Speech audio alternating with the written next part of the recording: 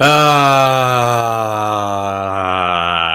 everybody. I hope you're doing fantastically well, I guess is probably the rhetoric, isn't it? We're back here with another live because I know you guys like this. Got really good feedback last night. The video's nearly on 4,000 views and it was only out yesterday. So you guys clearly really enjoy the lives, which gives me a little bit of feedback in terms of, you like the engagement and stuff like that. So I'm going to keep it up. If you don't mind slapping a like on the video before we start, guys, before we chew the fat, that would indicate that you do enjoy the live. So please do that. Before we start as well, guys, we're going to get on to our sponsor of this video, OneFootball. One Leeds is now sponsored by OneFootball. OneFootball is a really classy app. You can get all of your Leeds United updates on this app. You can get all the transfer news, injury news, match day news, and it really is top quality. The most downloaded app regarding football on the site. So make sure you go check it out. The link is in the description, and I hope you enjoy the video, guys.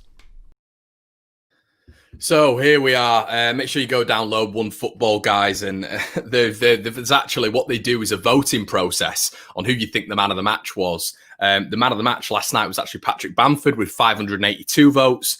Second was Saeed Benrahma on 382. And third was Matthias Klick on 51. So if you agree with that, go slap it in on the OneFootball app. It's a really decent app. But anyway, guys, let's chew the fat. Let's get into it. As I said, I hope you're all doing fantastically well. Get your comments in. There are going to be positives at the end. We're going to finish on positives because I don't want to absolutely batter you with negativity. I am frustrated massively. I'm massively frustrated as well because I did a tactical preview. I did a preview, an official preview, and I feel like it's nonsensical. I've just literally, it's so unbelievable how everything we had to avoid in the breakdown and in the preview, we didn't. We did the exact opposite. So it is incredible. So yeah, I mean, just as I said, just stay with me. Hello, Connor. Keep it up. Thank you so much. Harrison has had another shocker. Would completely agree with that. Right, before we start, I'm gonna go on a little bit of a rant. And I know you're all gonna disagree with me. You're all gonna say, Connor, maybe sometimes you agree with me, but sometimes you don't. I saw this on the OneFootball app. Ayling I think he got sort of 5th or 6th man of the match. Luke Ayling last night, we're talking about Liam Cooper, and I know a lot of you are there with your sharpening your knives and ready to absolutely dig it into Cooper, and you're going to disagree with everything I say. I know, because Cooper, I've seen it online. This is where I put my neck out, and I probably shouldn't, but I'm going to say it. Cooper, I don't think was good last night, but I don't understand why everyone's talking about Ayling. Why is Ayling the sort of like 5th, 6th best player in that lineup last night? Why? Luke Ayling lost Balbuena on 3 separate times. One, which forced Meslier into an incredible save, which, in all honesty, should have been a goal. He also lost Balbuena when he hit the post. Luke Ayling was nowhere to be seen. Cruyff turned, and we're getting into the fact right now. Ogbonna turns Liam Cooper when we're in the last 10 minutes. But Cooper's on his man. Ayling's nowhere to be seen. And Balbuena once again hits the post. So Luke, this whole loving, and it's not fair. It's not fair. I'm not having it. And I understand football's about opinions and we're getting right into it straight away. But I know Cooper's getting battered. But how is Luke Ayling unbelievable in that game? How is Luke Ayling, maybe not unbelievable, but how is he getting 4th, 5th, 6th highest rating in that game? That baffles me. And that, for me, just sees favouritism. That's what I'll say. I know we're talking about it as a sort of longevity. Do I think Ayling's better than Cooper? I do. Yeah. I really like Luke Ayling. He's out of position as well. He's normally brilliant for Leeds. But if you're talking about a review of last night, I don't see it. I don't understand it. Cooper got an assist. Cooper lost Ogbonna several times. But Ayling lost Balbuena as many times. And Ayling was lucky we didn't concede from a Balbuena header, which he had 3 of. Baffling that, guys. I do genuinely, listen, as I've said, Cooper is at fault for me quite a lot. But we look at the season in general. Robin Koch has been at fault more times than Cooper. Last weekend against Chelsea, Cooper was the best player on the pitch for Leeds. But I honestly, I'm with you. I understand what you're saying in terms of Cooper in general. Sometimes there can be mistakes in there. He's not Premier League level. I know there's a lot of people saying that. But last night, I don't understand how there's people talking about Luke Ayling being good last night and then Cooper's not. I don't see that. I honestly don't see that. That's just my personal opinion. Let's have a look at what you guys say. None of the back four are good enough for this league. Alfie Waitman, completely agree with Aileen. Said it a few times. Same as Click. Can't understand the constant praise. The guy has lost half a yard. His shooting boots and any creativeness. It's a really good point. I mean, we'll talk about, and this is what this channel's brilliant for. I do not want to come on here and say, we'll be fine. This is fine. My opinion rules, all this sort of nonsense, because it's rubbish. Get your opinions in. Football is subjective. It's a game of opinions, and I want to hear what you have to say. So get everything in. But for me, Click last night, Click for last two games has been just awful. It's not been good enough. It's not been good enough. I like him going forward, but defensively, it's not good enough from Click. His man surpasses him too easily. And we're open in the middle all the time. Calvin Phillips is man marking their creative spark. If it's Said Benrahma, if it's James Rodriguez, Calvin Phillips is always running around after that man. So Click has got to be more disciplined in that role. He's got to fight for the ball more. He's not. He's a spectator sometimes when they're coming forward, and we're lucky. The midfield is always so open because Calvin gets dragged out, and then Click's just not competent at one-on-one defending, and that is why for me we have to go get someone in that position in January to actually give him some competition. That's my personal point of view. This is what we need to start calling this series. I honestly think that his defensive side, it's not good enough, Clicks. It's not good enough. And I think we need someone in that midfield who defensively can give Matty's Click some competition. Jack Harrison is a left back. Pep Guardiola wanted him as a left wing back. This is what Pep Guardiola has consistently said about Jack Harrison. Jack Harrison is a left wing back. He's not got the technicalities of a winger. He's not explosive pace-wise. He's not technical. He's got a brilliant touch, but you can have a brilliant touch and be a left back. He's very physical, athletic. He's got a good physical prowess. He's a left back. He'd be a very, very good left back or a left wing back. He's not a left winger. You look at Rafinha, you look at the difference between those two in terms of out-and-out wingers, just the bravery, the skill, the pace, the ability to put a good ball in. Harrison hasn't got that in his locker. He's a left wing back for me. He's a left back or a left wing back. I think he'd be very good in that role. That's what I think anyway. But yeah, as Philip Anderson says, smash a like on this. Would like to see Pablo instead of Click and Pervader for Harrison. Costa didn't do it for me last night. Guys, let me just chew the fat, as I said that I would do, and we'll get into your comments. So stay with me. There's going to be positives towards the end. We're going to try end on a high. We started the game, of course. Matthias Click, the penalty was retaken. I don't know about you guys. What was the body language after it was scored? Oh, get in. Yes, get in. Come on, boys. Come on. Goodness me. I mean, we've scored a goal. I'm there going nuts in my room. It's been retaken. We're against 8th in the league. We're against a team who did extremely well at this moment in time. Oh, get in. Let's celebrate. Let's come on. Let's have a bit of vigour about it, a little bit of passion. It was flat. And that celebration, I turned around to my dad. I said, what's going on here? Are they not happy?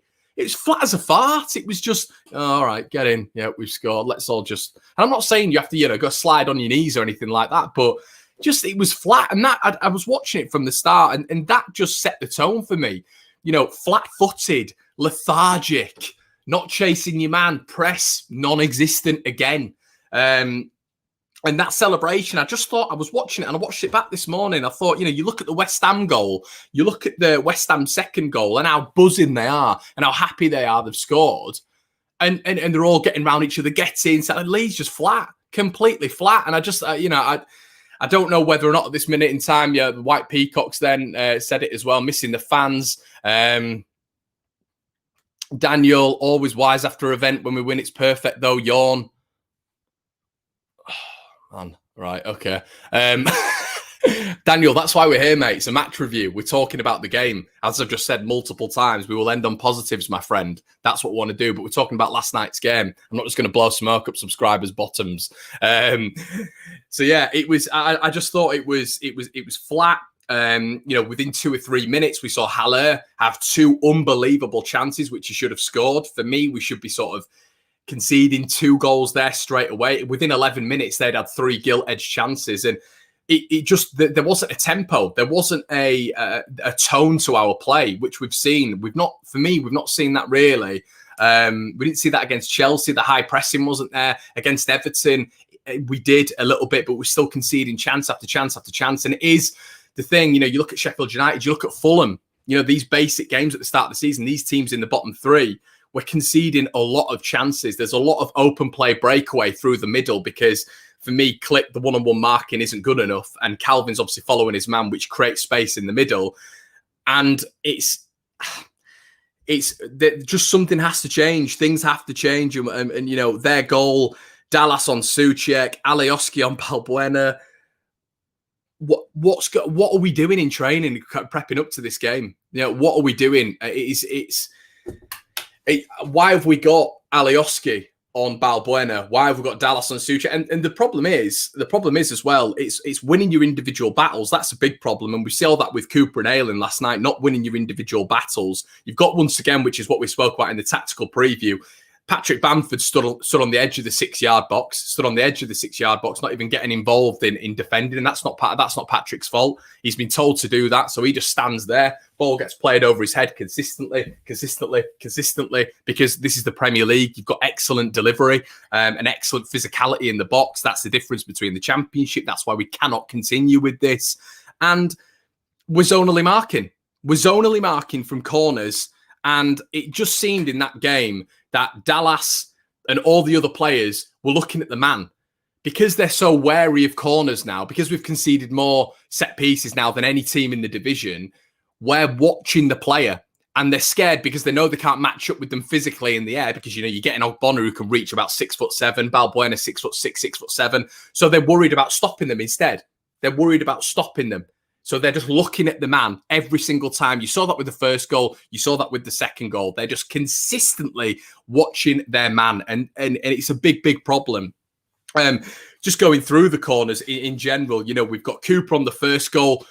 I mean, the goal was scored by Souček, but Ogbonna just straight past Cooper. Straight past him. And I feel sorry for them because they can't match up with them. They can't match up with these big physical players. They can't do it. But even just the energy, we're going to stop him. We're going to die at all costs. You look at Puyol, the centre-back for Barcelona, nothing ever got past him. And he was 5'10", 5'11", and that his abilities, obviously his abilities world class. He was one of the best defenders in the world at one point. But I'm just talking about his height and how he never ever let a man get past him. I hark to Gaetano Berardi. Berardi was so and he's so good at that energetic, you are not going to beat me for this ball. I'm going to beat you. I don't care if I'm 5'9" and you're 6'3". And we saw that with Berardi. He was brilliant in the air and he'd always win his individual battles. Last night, it was just a bit, I'll be honest, it was weak. You saw it with Dallas, you saw it with Ayling, you saw it with Cooper. They were weak in the air. They didn't win their individual battles. They weren't fighting for it for me. They just let the men go. And there was consistent, as we saw against Chelsea, winners on set pieces. Consistent winners on set pieces. And Balbuena mauls Alioski for the first goal. No one on the posts, which I think that there should be people on the posts. You've got Rafinha, Rodrigo. And I know they're trying to get on the counter attack, but you've got Rafinha, you've got Rodrigo, you've got, I think it's there was another couple of players on the outside. Click was a player on the outside. Can we not just get two of them on the posts? Can we not just do that? Because we don't ever really counter-attack from corners anyway, do we? I can't remember the last time we've scored a counter-attacking goal from the opposition's corner. It never happens. So, I just think defensively from corners, it has to improve. Meslier, brilliant saves, absolutely brilliant saves. But the first goal, he's in no man's land. He's got wrists, for that goal like Papadom's. You know what I mean? The ball goes straight through it, just breaks his wrists. He's got to save it. He's got to save that. He comes out, sort of then moves back, and then I don't even know. He's got to save it. And there's just a lack of aggression. And I think it is from corners, if you played Saturday League, if you played Sunday League, if you're not as big, as I keep saying with Gaetano Berardi, is the perfect example. Berardi was so aggressive, and he's so aggressive. He never lets his man past him, and he's always brilliant in the air. He gets some real leap. And Berardi is just a staple of what we need right now. Aggression, experience, and it's too easy. I tell you what, the staple of last night was. It's not difficult to score against Leeds. It is not difficult to score against Leeds. We saw that last week against Chelsea. We've seen that with Wolves before. We've seen that with Fulham before. It's not difficult to score against Leeds. It's not. And we need to make it difficult for teams to score against Leeds. You know, we need, and it's just becoming so easy for teams to score from set pieces now. You know, let's have a look. Yeah, Hull last year was the only time we counted off a corner, but this is the Prem. Can you think of what else happened against Hull last year, which never happens anymore? There's a little bit of a quiz for you. Don't need to be tall, just show more aggression and determination. You know, there are teams in history who haven't been tall, but they've been aggressive and they've not let the man pass them. The Barcelona team, the wonderful Barcelona team, we're not on that same ability level. We're not. We know that. But what I'm trying to say is they had small players everywhere, but they weren't a team that conceded loads of corners. You know, it wasn't a staple of how they played. They didn't concede loads of corners and set pieces because they were aggressive with the men. They were, you know, physically imposing with the men. You know, Van Bronckhorst, Puyol, whoever was in that side. You know, Ludovic Goulet. They were small, but they were aggressive with the men. But yeah, listen. Some of the goals Mele's let in obviously have been questionable, but he's kept us in the game. He has kept us in the game. And then this is what we all sort of want to talk about. And listen, we're gonna finish the end. We're gonna finish with positives because I want to end on this positives. But I'm assessing the game right now, and I know you want me to do that. You know, I've been told this morning, can you please get on the stream? So I'm just going to chew the fat with you. I'm not just going to turn around and blow smoke. It's not what I'm about on this channel. It's not what I'm about, and I don't want my subscribers to be sort of zoning in with me and having to listen to that. I want to give you the real stuff. And then what happened? What do we speak about in the tactical preview? Petulance. Petulance with a big circle around it. What started happening as soon as West Ham scored that goal? I've got noted down here from the game. Rodrigo committed 2 fouls on the edge of the box. Alioski committed 3 in his own half. Cooper committed 2. Dallas committed 1. Costa, the pivotal one, which we'll speak about, conceded 2. So there you've got around about 8 or 10, you know, fouls conceded in and around our box. And every single time, what did Cresswell do with his brilliant delivery? He'd go like this. Go forward. Ogbonna would go forward. Then it was luckily they didn't have Issa Diop on the pitch, guys, because he's another 6'3", 6'4" who's very good in the air. Get them all forward. Souček could bomb forward. Rice would actually stay on the edge of the area. And the beautiful ball would be whipped in, past Patrick Bamford every single time, which we know because it always does in the Premier League because of the raw quality that all these dead ball specialists have. Passes our first man, and then it's a case of Leeds being at our mercy, really. And what I will say is, we're all talking about Cooper, we're all talking about Ayling and Dallas, but if you're an outfield player and you know your weaknesses in the general squad is set pieces, I would be screaming at Ezcan Alioski. I would be screaming at Jack Harrison and Rodrigo for giving away fouls because we're weak. And that's where I think someone like Gaetano Berardi, and I keep mentioning his name, but he'd be there and he'd be grabbing Alioski and saying, do not give any fouls away around our box because that is where we are weak. Don't give any petulant fouls away. And we were speaking about in the breakdown, we were speaking about in the preview, and it kept happening. Go on, West Ham, have another one, have another one, have another one. And we got warnings with Balbuena twice. We got another warning with Souček when he had a header, obviously he'd scored before. And then we had a warning with Ogbonna, but it just kept happening and kept happening. Petulance crept in, indiscipline crept in, and Leeds' game plan just went out the window. It went completely out of the window. So it was. We can all talk about the centre backs. We can all talk about man marking and all this sort of stuff. But actually giving away stupid fouls like that on the edge of the area. If I was a defender, if I was a central midfielder, I would be going absolutely balmy at my offensive players who were giving away lackadaisical, naff fouls who are putting us under pressure. So they're as to blame as, you know, someone like Liam Cooper or someone like Dallas or Luke Ayling. You know, we saw Calvin trying to do a good job on Ben Rama. I thought Ben Rama got a lot of joy in the game, but Calvin was trying his best. He's clearly been told to follow him everywhere. But, you know, marking someone like Ben Rama, who we know is a very, very good player, is going to be difficult. His low centre of gravity, he was getting lots of shots off on goal. But at some points, it was just, I mean, I don't know how many shots they had on goal, but, you know, when they were just cutting through us, and we deserved to lose that game. We deserved to lose that game. And, hit the post twice, did West Ham. It might have been 3 times, actually, and I just thought we looked about as sharp as a bouncy ball.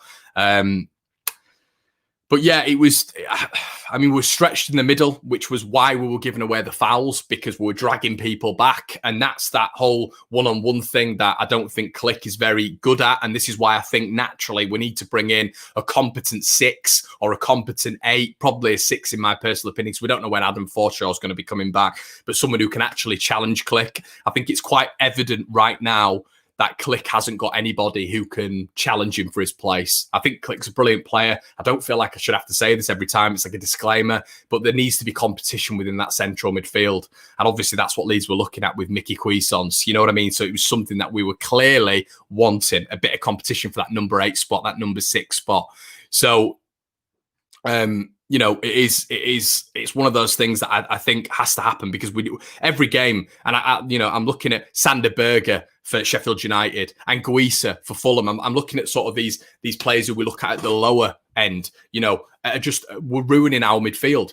Sander Berge had a brilliant game against Sheffield United, and Guisa had a brilliant game for us. Declan Rice was just marauding through the midfield again. It seems like there's always a player who's just coming through Leeds' sort of middle passage, and it is happening every single week.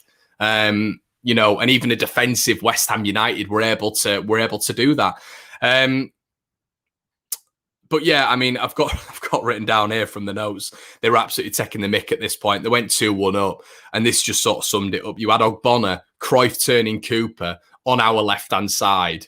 I don't know where the defence was. And Ayling had just left Balbuena in the middle. Balbuena then hits the post with about 5 minutes to go. West Ham looked more dangerous than we did when they were 2-1 up. What I will say, though, on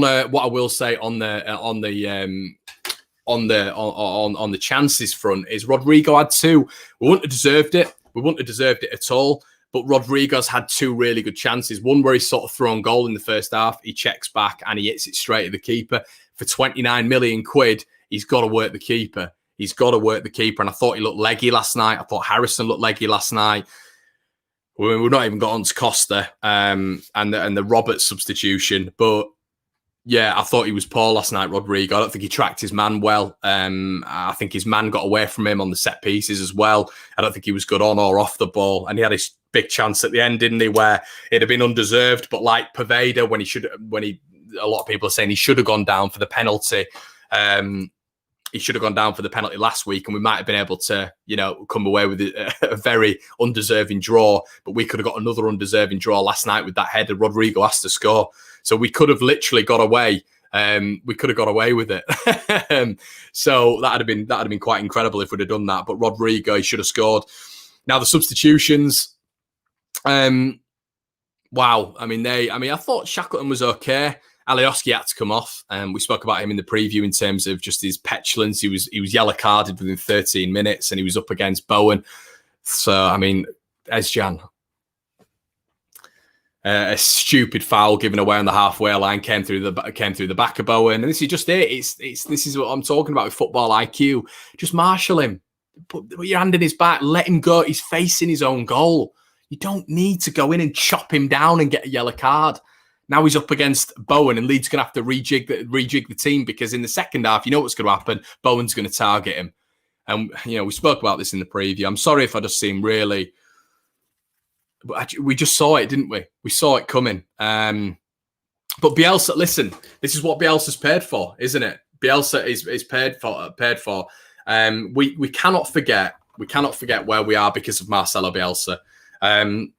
We cannot forget it. And we're 14th, for goodness sake. We're not 20th. We're not 19th. I'm here to review the game from last night.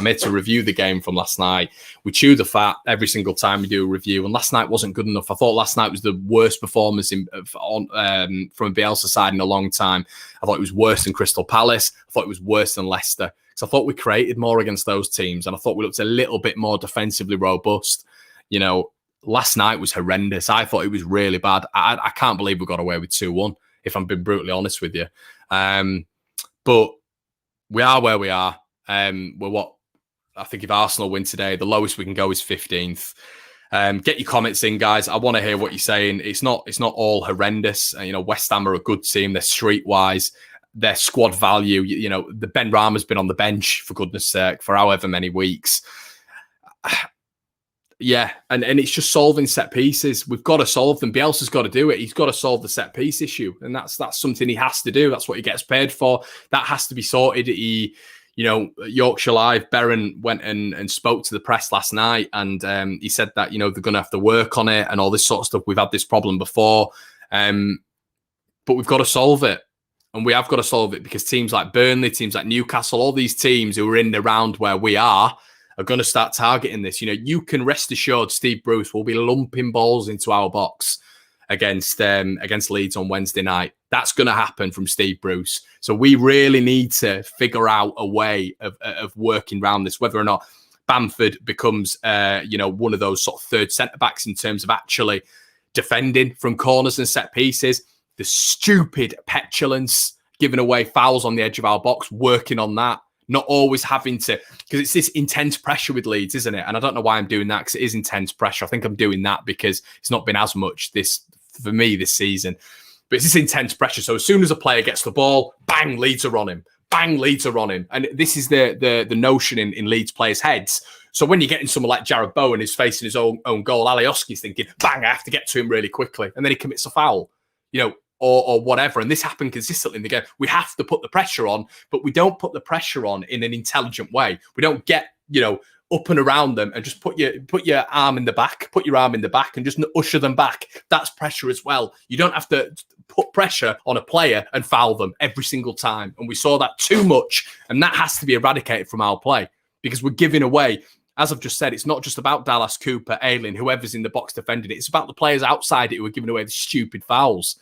But yeah, listen, I think we'll be okay. Big breath. I do think we'll be okay. Get your comments in. I'm going to read them out. But you know, the positives are, I think we'll do okay against Newcastle. I think we'll beat Newcastle. I did predict. I don't do it on the streams because I don't like predicting us losing. But I was saying to my friends last night, I think we'll lose this game. I just didn't see enough in the Chelsea game to warrant the understanding that we are going to be good from set pieces, and West Ham were the second best in the division from set pieces. I think now they're the top. So they've surpassed Chelsea. Bielsa does figure stuff like this out. You know, he does figure stuff like this out. Rafinha played well. As I said, we can't go lower than 15th, and we are better than three sides in the division. But the issue is going to be when we play these sides, who are the three worst sides than us, who we keep talking about all the time, what are they going to target? You know, I think we've scored 5 goals in our last 6. One's a penalty. We're not scoring goals at the minute. We need a big win against Newcastle. We need a win against Newcastle, but it needs to come in the form of at least just being clinical in front of goal, because it's not happening at this moment in time. We're not good at the back and we're not good in the middle, as I've said. So get your comments in. Let's have a look at what you're saying. Calvin should be the captain. He has vision across the pitch. 2 goals came from silly fouls. More zonal marking. No giving away free kicks and corners. Not so fussed about giving free kicks in the opposition half. It helps stops counters. Yeah, 100%. You bang on. In their half, I don't mind it. But when it's in our half, it's idiotic. And we know the problems. We'll be all right. Most of the Newcastle team are out due to COVID, says Gil. You're right. What I will say is West Brom are facing them today. Obviously, one of our oppositions in terms of staying up, and Newcastle are battered in terms of COVID today. So you'd expect West Brom to pick something up, which is all obviously going to sort of narrow the gap, unfortunately. But yes, I mean, it's a must win. Alfie, thought Roberts added that spark and touch of class once he came on. Whoa, mate. Alfie, I disagree with you entirely, mate. I disagree. And that's the purpose of this channel. Since Hull, I don't think there's been one moment where I've been impressed with anything Roberts has done off the bench. He's 21 years old. He's got bags of potential. But in football, layman terms, you need to be doing stuff at 21. You know, how many 21-year-olds have we seen? You've seen so many 18-year-olds prosper at Leeds United. You know, Lewis Cook, Charlie Taylor, Sam Byron, whatever. At 21, he needs to be doing stuff at Leeds. He needs to be showing the boss that he should be in this side week in, week out. I don't understand why Pablo didn't come on. Why would you not? If you're going to take Bamford off, stick Rodrigo up top, Spain's number 9, and then put Pablo just in behind him. Roberts coming on it's a waste of a sub for me. It doesn't make any sense. I don't know what you guys think about that. I've lost faith in Bielsa. I really have. Martin, no, mate. Don't lose faith in him. Look at where we are, buddy. Look at where we are. You've got to back the boss. He's been a miracle worker for us. We're just in a bit of a rut at the minute, and this isn't, I don't want this to be a negative thing. This is a negative game on last night because we were poor last night. We weren't good enough last night, each to a man. But overall, we're doing better than any other of the promoted teams. We're 14th, but I don't want this all Bielsa thing to start. And you've all got your opinions, but please, please don't start this all Bielsa out stuff, because honestly, I'm waffling because I don't actually know what to say to that comment. Imagine Andy Carroll on corners against us. Yeah, that's what we've got to face. Seems strange, but I think we scored too quickly in the last 2 games. When we scored the penalty last night, I saw a repeat of last week coming, unfortunately. Yeah, Joe, I mean, we did it last week, didn't we? And I turned around to my old man and I said, we've scored too early. And we have. It's almost like we sit back, we look flat, and that whole rhetoric of Leeds scoring first and winning games seems to really have gone out the window a little bit. And we do seem to score when we score early. Well, it doesn't work, does it? That's twice on the bounce now that we've scored first and lost, and it's in 2 consecutive games.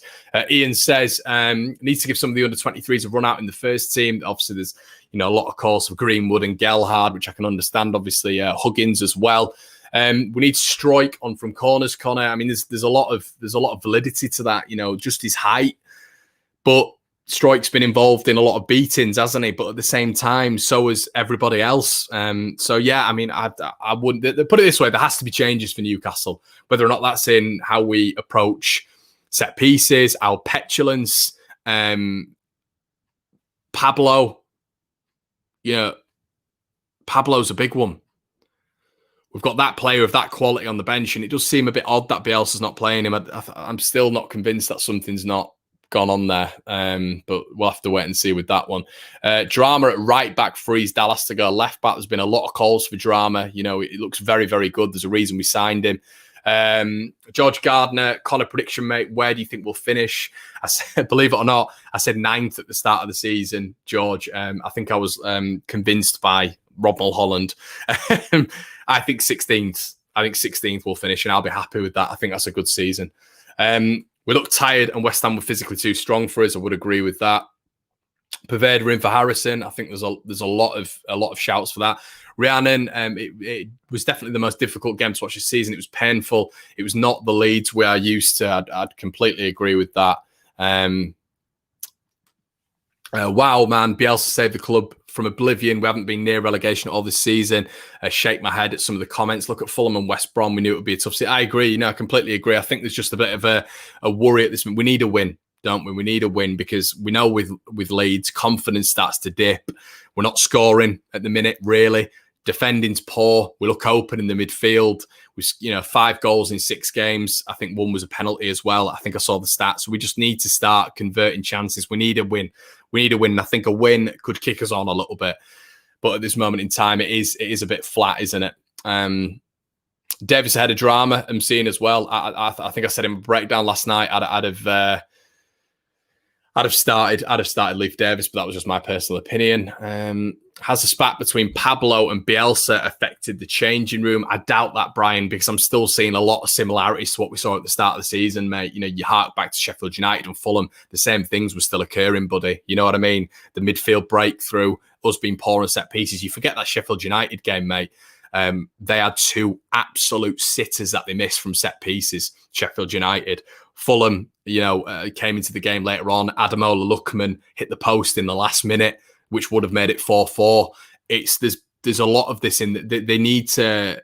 Something needs to happen defensively, and it's difficult at the minute because 2 of our centre backs are out, and 3 really, including Gaetano Berardi. Believe it or not, I think it'd make a difference. It's like we're afraid to do what we're good at, which is attacking ruthlessly. Yeah, I mean the whole rhetoric last night was going to outscore them, wasn't it? As Gil says, Huggins looks absolutely class every time I've seen him. But listen, guys, It's not all bad. This is a review of the game last night, and it's a review of what's going on at this moment in time. Keep a chin. We couldn't ask for a better fixture than Newcastle. They've been hit with COVID, which is, I hope every single one of them gets back ready and fit. Anybody who's COVID, we do not wish anything of that, but it does raise selection issues for Steve Bruce. I think we can hurt Newcastle. I don't think defensively they're that great, but there needs to be changes because we all know what's going to happen from set pieces. The Helder Costa substitution, I mean, you guys have all chewed the fat on that one. But yeah, it was a bit strange. I mean, I think a lot of people were calling for him, but Helder Costa just looks void of confidence. He doesn't look like he's hungry. There was a lot of things going down that side. But listen, guys, don't let it ruin your weekend. Listen, your friends, your wives, your children, go out, have a good weekend. Don't let it ruin you, because Leeds do this too much to us, don't they? If you'd have caught me last night, I was 10 times worse. But a lot of issues that Leeds need to solve, but keep your chin up. Don't worry. I do think we'll get out of it, and that's coming from me. I do think we'll get out of it. If you wouldn't mind liking the video, that'd be great. Sharing it to your friends. One Leeds, we're trying to grow, and I hope you all have a wonderful weekend. As I said, keep smiling, guys, and just make sure you subscribe if you're new as well, and have a good one.